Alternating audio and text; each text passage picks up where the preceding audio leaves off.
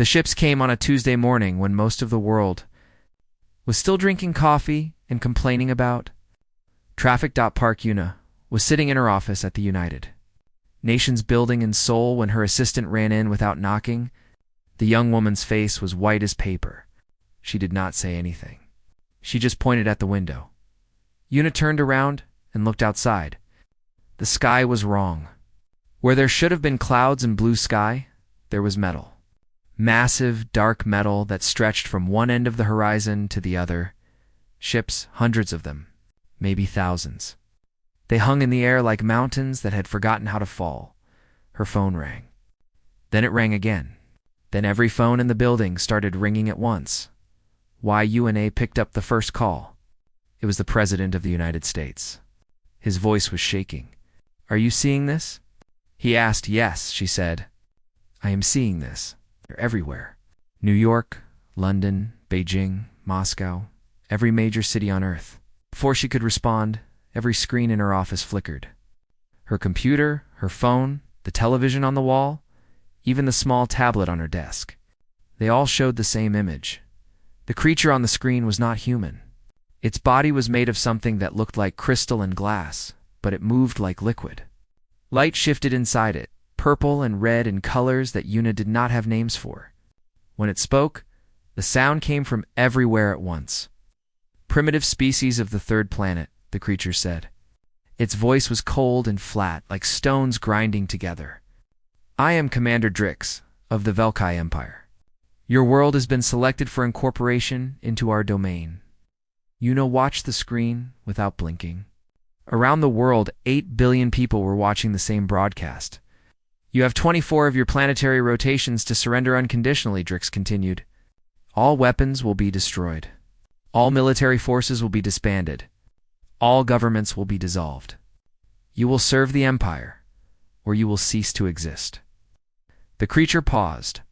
When it spoke again, there was something in its voice that might have been amusement. "Do not attempt resistance. We have studied your species. Your nuclear weapons are primitive toys. Your aircraft cannot reach us. Your defenses are meaningless. You have no allies coming to save you.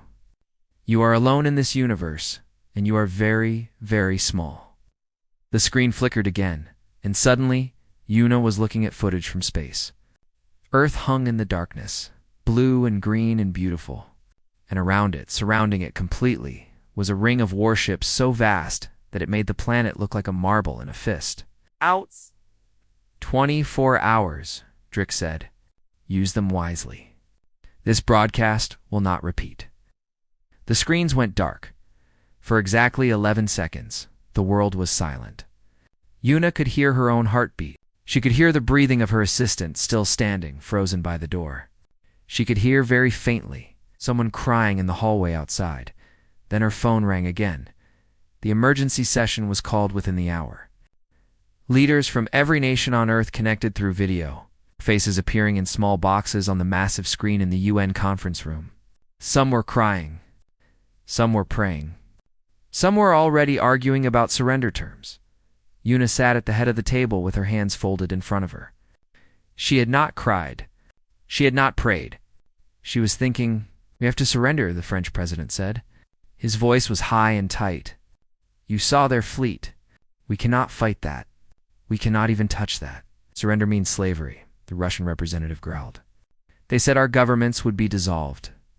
Our military destroyed. We would be nothing but servants." "Better servants than dead," someone else said. The arguing continued. Voices rose. Fists pounded on tables.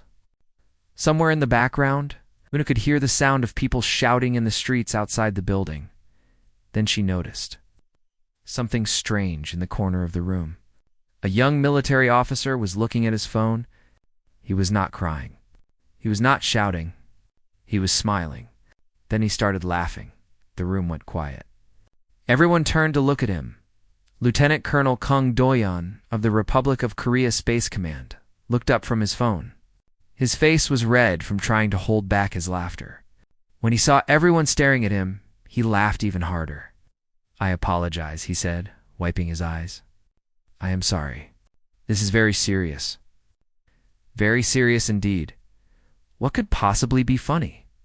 The American Secretary of Defense demanded, "We are facing extinction."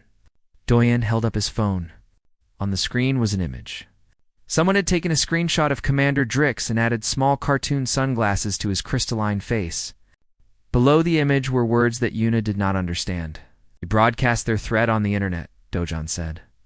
"On every device on Earth. On every social media platform. On every website." He started laughing again. They just gave 8 billion humans access to their faces and their voices and their ships.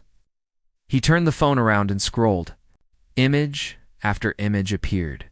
Drix with a silly hat. Drix with hearts around his head. The Velkai warships photoshopped to look like kitchen appliances. A video of the ultimatum with dance music playing behind it. "It has been 45 minutes, Dojan said. There are already 10,000 memes." Someone in the room made a sound that was half sob and half laugh. Yuna looked at the screen. She looked at the ridiculous images. She thought about the alien commander sitting in his ship, so confident, so certain that humanity would spend its final hours weeping and begging. She thought about what it meant that instead, within less than an hour, her species had chosen to make jokes. A small smile crossed her face. "Let them have their memes," she said quietly, "and someone get me a secure line to every military commander on Earth. We have work to do." Outside. The alien ships hung in the sky like a death sentence. Inside, humanity had started laughing. The countdown had begun. 3 hours after the ultimatum, the alien communication arrays began to fail. The Velkai had conquered 17 civilizations. They had technology that could crack planets in half.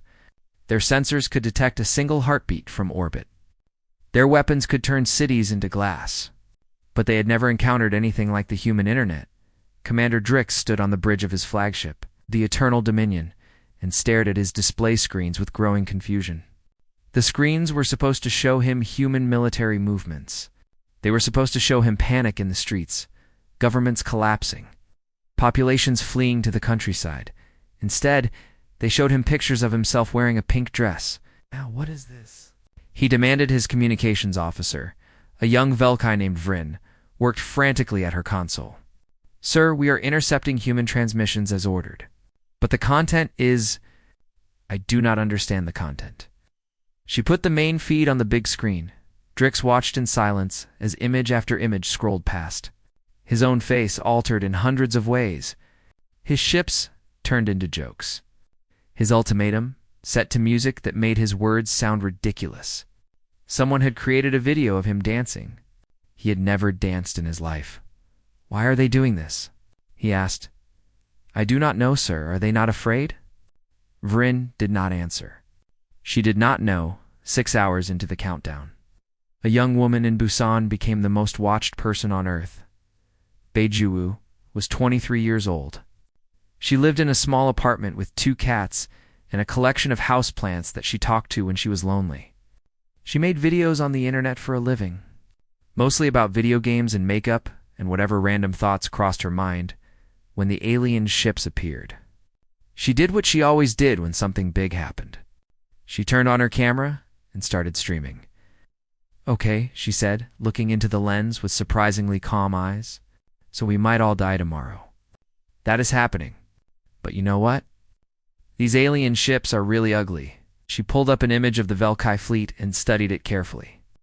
"Look at this design. No style at all. It looks like someone made a spaceship out of old refrigerators. 0 out of 10. No creativity," her viewers started commenting.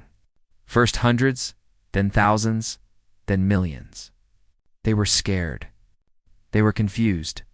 And they were desperate for someone to make them feel something other than terror. Ji Woo gave them laughter. "This one," she said, pointing at a destroyer-class vessel. "This one looks like my grandmother's handbag. You know the kind.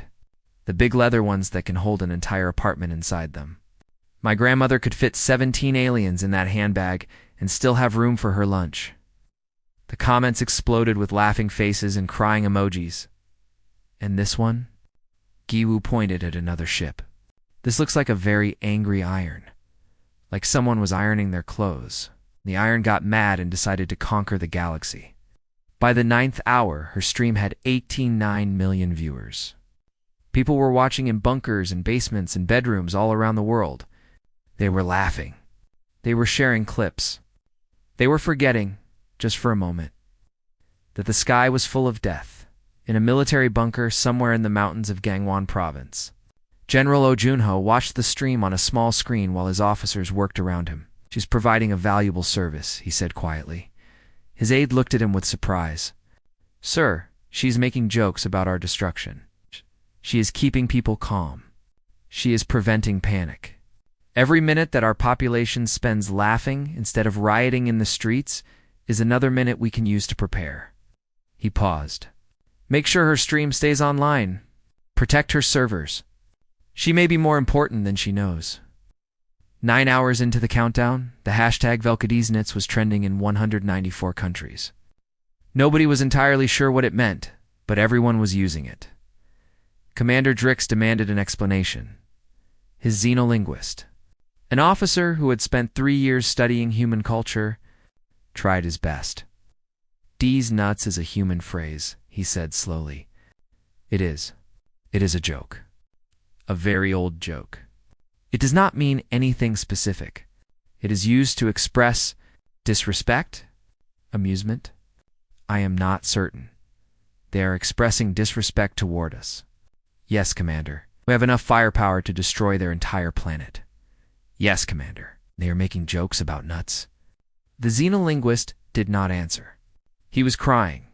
By hour 12, something strange had happened to the mood on Earth. People were still scared. Of course they were scared. The alien ships had not gone anywhere. The deadline was still counting down. Death was still very possible, but the fear had changed into something else. Something that had teeth. In coffee shops, in living rooms, and subway stations, people were laughing. They were sharing memes and making jokes and looking at the sky with expressions that were not quite surrender. When they talked about the aliens, they did not use words like terrifying or unstoppable. They used words like stupid and ugly and losers. In a small restaurant in Daegu, a television chef named Moon Soo-min was broadcasting his own show. He was cooking. "If these are our last meals," he said, stirring a pot of stew, "then we should make them good ones. This is my grandmother's recipe. She survived the war. She survived poverty. She survived my grandfather's cooking. She did not survive all of that, just so her great-grandchildren could be scared of some glass people in ugly spaceships." He tasted the stew and smiled. Perfect. "Now who wants to learn how to make apocalypse kimchi?" Up in orbit, Commander Drix watched the cooking show on his screen. "They're preparing food," he said. His voice was flat with disbelief. "Yes, sir," Vryn confirmed. "We threatened to destroy them. We showed them our fleet. We gave them proof of our power. Yes, sir. And they're making kimchi." Vryn was quiet for a long moment. "Sir," she finally said, "I am beginning to think we may have made an error." Drix did not respond. He just watched the human on the screen, stirring his pot and laughing at death. Somewhere deep inside his crystalline body, something that might have been doubt began to grow. Commander Drix had served the Velkai Empire for 200 years. He had watched civilizations fall. He had seen proud warrior races kneel before him. He had received the surrender of species that had ruled their star systems for millennia. He had never been confused before. Now, 15 hours into the countdown, he was very confused. "Play it again," he ordered. Vryn pressed a button, and the human broadcast played once more on the main screen. A grandfather in Incheon was teaching his granddaughter to ride a bicycle. The camera showed a quiet street, the alien ships visible in the sky above, casting shadows over everything. "If this is our last day," the grandfather said to the camera, "then I want to spend it doing something that matters. I promised her I would teach her this summer. Summer is not here yet, but I think today is a good day anyway." The little girl climbed onto the bicycle. She wobbled. The grandfather held the back of the seat, steadying her. "Ready?" he asked. "Ready," she said. He let go. She pedaled. For 3 beautiful seconds, she was flying. Then she fell. She scraped her knee. She started to cry, and the grandfather laughed. Not cruelly, but warmly, with love in his voice. Everyone falls the first time, he told her. The important thing is to get back up. Here, let me see your knee. He put a small bandage on the scrape. He wiped her tears. He helped her back onto the bicycle again. He asked. She nodded. Again, the comments below the video were full of crying faces and hearts. Millions of people were watching. Millions of people were sharing. The video was titled, "Teaching My Granddaughter to Fly While the Sky is Falling." Drix turned away from the screen. This makes no sense, he said. They should be screaming. They should be fighting each other for resources. They should be tearing their civilization apart in panic. Perhaps they do not understand the danger, Vryn suggested. They understand. They saw our fleet. They heard my words. They know what is coming. Then why are they not afraid? Drix did not have an answer. In a small holding cell on the lower deck of the flagship, a human woman sat on a metal bench and smiled at the ceiling. Her name was Shin Yongji, 6 years ago.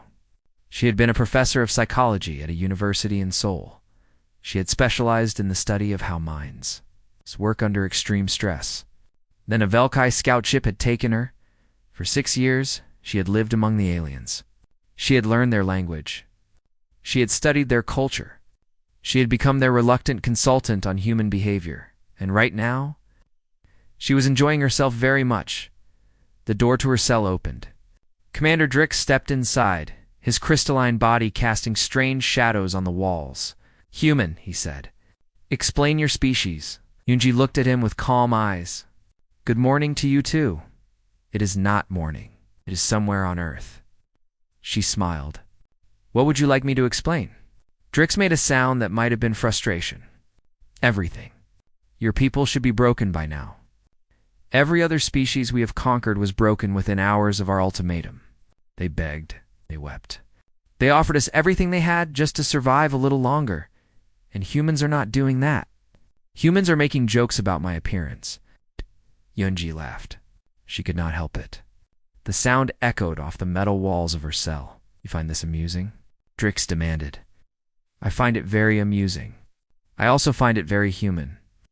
She stood up and walked to the small window that looked out over the fleet. Through it, she could see Earth, blue and green and beautiful, hanging in the darkness of space. "You made a mistake," she said. "Several mistakes, actually. Do you want me to explain them?" "Yes." Yanji turned to face him. "First, you gave us a deadline. 24 hours. You thought that would increase our fear, give us time to contemplate our destruction. But you do not understand how humans process fear. Explain. When humans are afraid, truly afraid, we do not become weak. We become creative. We start thinking of solutions. We start making plans. 24 hours is a very long time for a human brain that is running on pure adrenaline." Drix was silent. "Second," Yunji continued, "you broadcast your message on our internet? Every device. Every platform. Every person on Earth received your threat at the same time." She smiled. "Do you know what happens when 8 billion humans all experience the same emotion at the same moment? They unite. They meme." Yunji laughed again. "They take their fear and they turn it into jokes. They share those jokes with each other. And suddenly, the fear is not so heavy anymore, because everyone is carrying it together." She walked closer to Drix, close enough to see the light shifting inside his crystalline body. "And most importantly, you assumed our laughter meant we had given up. You thought we were laughing because we were helpless, because we had accepted our fate. Is that not why you laugh?" "No." Yunji's smile faded. Her eyes became hard. "We laugh because we are not afraid of you. We laugh because we have faced extinction before. Wars, plagues. We once spent 50 years believing that nuclear fire could end us at any moment. Do you know what we did during those 50 years? Drix did not answer. "We invented rock and roll. We went to the moon. We built the internet. We fell in love and had children and planted gardens and wrote poetry. We lived." She paused. "We are very good at living in the shadow of death. We have been practicing for a very long time. There was a long silence. You think you can defeat us? Drix finally said. Even now, even with our fleet surrounding your planet, you think you can win? Yunji was quiet for a moment. Then she smiled again, and there was something in that smile that made Drix want to step backward. I think, she said slowly, that you have no idea what you have started. I think that somewhere on Earth right now, while millions of people are laughing at your pictures, someone is making a very serious plan. Many someones, probably. Working together in a way they have never worked together before. She sat back down on her bench. You gave us 24 hours and a common enemy. You united us. You made us angry. And now you are confused because we are laughing instead of crying. She closed her eyes. Commander Drix, I have studied human psychology my entire life, and I can tell you this with absolute certainty. The most dangerous human is not the one who is crying. The most dangerous human is the one who is laughing while they sharpen their knife. Drix stared at her for a long moment. Then he turned and left the cell without another word. Behind him, Yonji began to hum a song. An old song from Earth. Something about not being afraid. The door closed. The humming continued, and up above, Earth kept spinning. Its people kept laughing, and the clock kept counting down. 20 hours into the countdown, the laughter had served its purpose. Admiral Chomira stood in the command center of a ship that was not supposed to exist. The vessel was called the Indomitable, and it was humanity's biggest secret. For 30 years, governments that could barely agree on anything had agreed on one thing: someday something would come from the stars, and humanity needed to be ready. They had built the Indomitable in pieces, in secret bases scattered across the world. Each piece had been disguised as something else. A mining operation here, a scientific research facility there. Thousands of people had worked on it, and none of them had known what they were building until today. Mira looked at her crew. They were from every country on Earth: Korean, American, Chinese, Russian, Brazilian, Nigerian, Indian. Yesterday, some of their nations had been enemies. Today, they were family. Status report, she said. Her tactical officer, Commander Yoon Tae-ho, pulled up a display.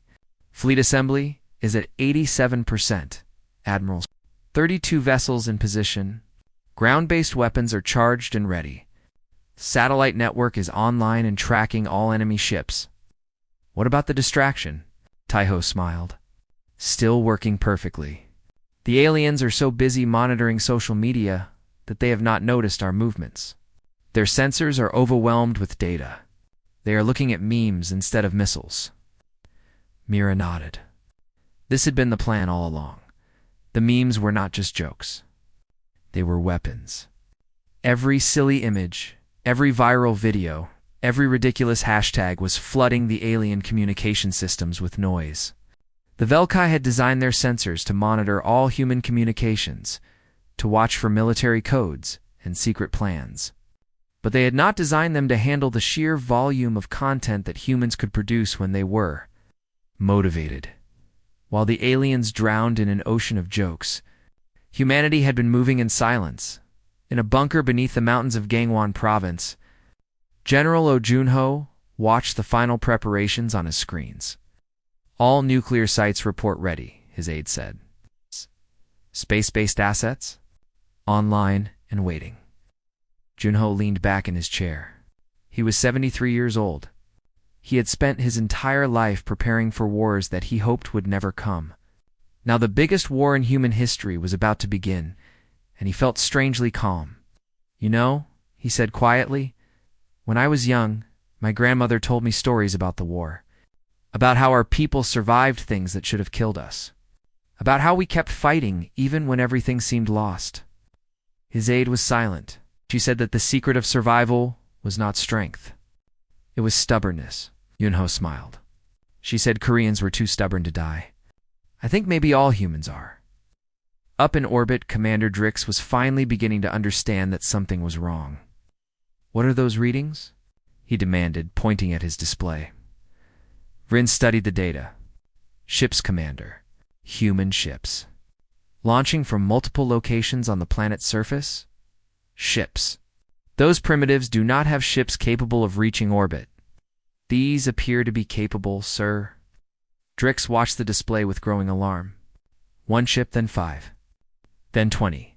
They rose from hidden bases in mountains and deserts and beneath the oceans. They moved with a speed and precision that should have been impossible for a species that had never left its own solar system. How many? He asked. Current count is 47 vessels, sir. And more are launching. Scan them.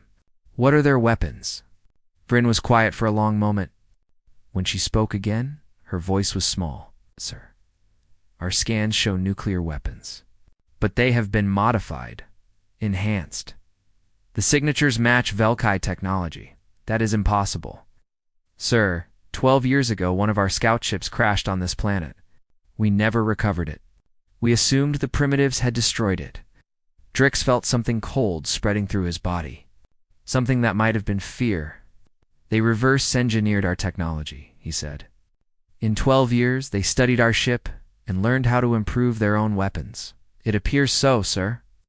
The main screen flickered. A new face appeared. A human face. A woman in a military uniform, standing on the bridge of a ship that gleamed with hybrid technology. Commander Drix, Admiral Cho said. My name is Cho Myra. I am the commander of the United Earth Defense Fleet. She paused. Yes, we have a fleet. Surprise. Drix could not find words. You gave us 24 hours to surrender, Cho continued. We used 18 of them to laugh at you. The other 6 we used to prepare. She smiled. Your ultimatum was very helpful, actually. It convinced every nation on Earth to stop fighting each other and start fighting you. That has never happened before in our history, so thank you for that. Behind her, Drix could see human officers working at their stations. Some of them were still laughing. Some of them were singing. One of them appeared to be dancing. You're insane, Drix said. All of you. You cannot win against us. Your fleet is tiny. Your technology is stolen scraps. We will destroy you in minutes. Cho's smile did not waver. Maybe, she said. But here's the thing about humans, Commander. We do not fight because we think we will win. We fight because fighting is what we do. We have been fighting since the first human picked up the first rock and threw it at something that scared them. She leaned forward. Shh. You made a mistake when you threatened us. You should have just attacked. Quick and clean. No warning. No ultimatum. Because when you gave us time to think, you gave us time to prepare. And when you showed us we had nothing to lose, you showed us we had no reason not to fight. The human ships were moving into formation now. Drix could see them on his tactical display, small and fragile compared to his massive warships. But they moved with purpose. They moved with confidence. They moved like predators. 24 hours, Cho said. You thought that was enough time to break us? Instead, it was enough time to make us stronger. Humanity thanks you for the lesson. Commander, she raised her hand. Now let us show you what humans can do when we stop laughing. The screen went dark, and across the empty space between Earth and the Velkai fleet, the first missiles began to fly. The Battle of Earth lasted 47 minutes. In those 47 minutes, everything the Velkai believed about the universe came apart. Commander. Drix watched his flagship shake as another missile struck its shields. The human weapons should not have been able to penetrate Velkai defenses, but they did. Somehow, impossibly, they did. Status report. He shouted over the sound of alarms. Shields at 40%, Vryn called back. We have lost contact with 17 ships. The humans are targeting our communication arrays. On the tactical display, Drix could see the battle unfolding. His fleet was larger. His weapons were more powerful. His ships were faster and stronger and better in every measurable way. But the humans did not fight like any species it ever conquered. They did not form orderly lines. They did not follow predictable patterns. They swarmed like insects, attacking from every direction at once. When one ship was destroyed, 2 more took its place. When a weapon failed, they switched to something else. They adapted faster than his computers could track, and they would not stop, Vryn said, her voice shaking. The humans are broadcasting on all frequencies. What are they saying? She paused. They are playing music, sir. Very loud music. Drix stared at her. Music? Yes, sir. And also, she checked her console again. They appear to be cheering. In the command center of the Indomitable. Admiral Cho watched her fleet tear through the alien formation. Like fire through paper, the human ships were smaller and weaker. But they had been designed by a species that had spent its entire existence fighting itself. Every lesson from every war in human history had gone into their construction. They were fast, flexible, and piloted by crews who had grown up playing video games and dreaming of exactly this moment. The Koreans do not stop, said a Russian officer at the weapons station, grinning. My people, we understand this. Focus fire on the flagship, Cho ordered. Take out their commander, and the rest will fall apart. Yes, Admiral. With pleasure, the Indomitable surged forward, its enhanced engines burning bright. On his crippled command ship, Commander Drix made a decision. All ships, he broadcast. Fall back. Regroup beyond the planet's moon. We will. The transmission cut off as another explosion rocked the Eternal Dominion.